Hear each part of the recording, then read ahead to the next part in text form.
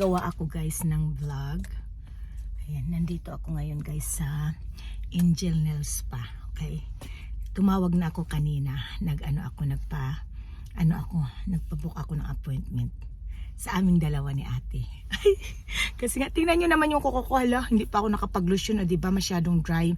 Ang haba na guys. Ang dry ng kamay ko. So, tumawag ako kanina. Nagpa-appointment ako 1:30 and 2 o'clock. Siyempre guys, ako magbabayad. Isi-surprise ko si ate. Siyempre na binayaran ko na. Kasi every time talaga guys na magpa-nails done kami, magpa-change kami guys sa aming, sa aming nails. Siya lagi talaga nagbabayad. Every time. Nililibre ako lagi.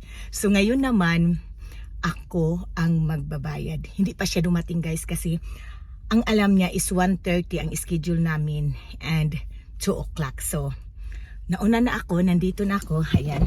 Papakita ko sa inyo.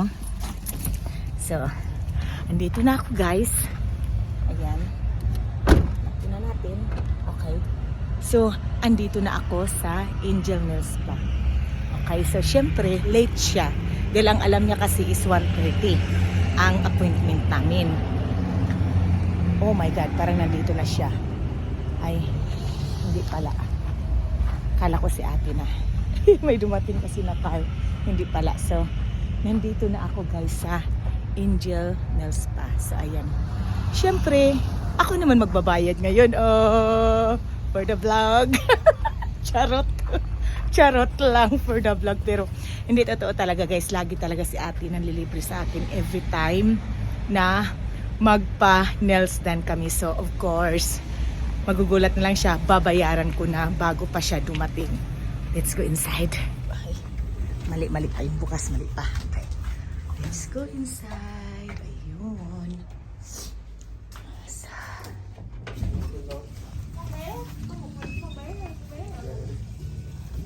Hi. Good. I'm early, a little bit early. Okay. I just wanna pay already, Christy, so that my sister not paid. I pay. I will let you pay. That's fine. Yeah. Guys, naghugas siya ng kamay. Kasi, bago kasi nakatingin siya sa akin bago kasi mag-start. Hugasan kasi muna yung kamay.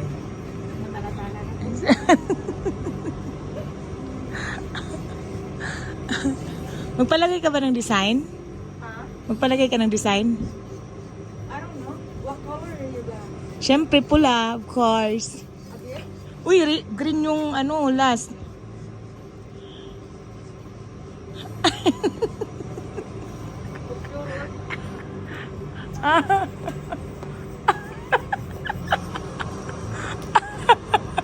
Ano nga palagi ka ba ng design o hindi?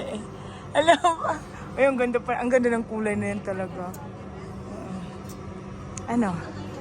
Palagi ka, ako magpalagay ako ng design, ikaw wag na. Kasi simple ka lang eh. Wag na. Sit right here. Mag-plain ka na lang. Okay. Plain, wag ka na magpaano. Si Sarah.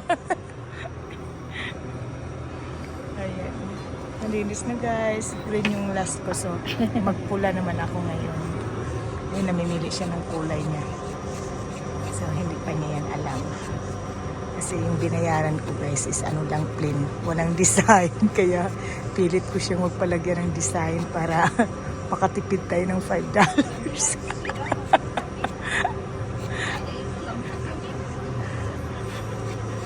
Sasabihin pala ako sa'yo. Siyempre, meron akong ibibigay sa'yo. Apa? Ayaw maniwala. Ito na nga. Weh. Basura mo na. Kailangan na punta ninyo. Ito na nga. Bayad Surprise. Surprise. Surprise.